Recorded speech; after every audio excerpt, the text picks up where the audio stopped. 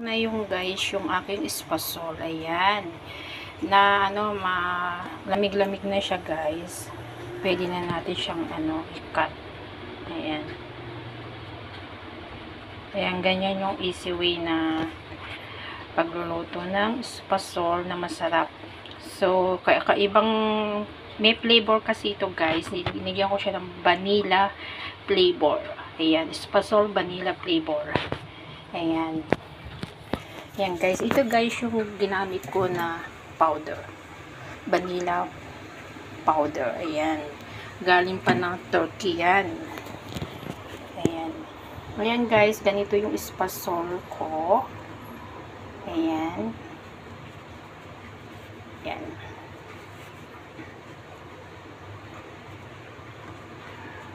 Ayan guys.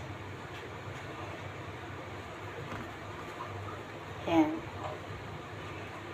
Ito yung aking espasol. Ayan guys. Tikman natin guys. Ayan. Ang lambot. Ayan siya. O, ayan. Sarap. Ang sarap guys ng bagong luto. Ayan.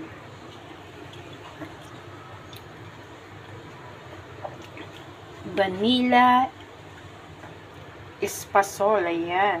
Ang sarap ng kwan niya guys. Kasi nilagyan ko siya ng konting butter. So, hindi siya gaano matamis. Katamtaman lang yung tamis niya guys. Ayan. Ang aking espasol. Ayan. Thank you for watching. Bye.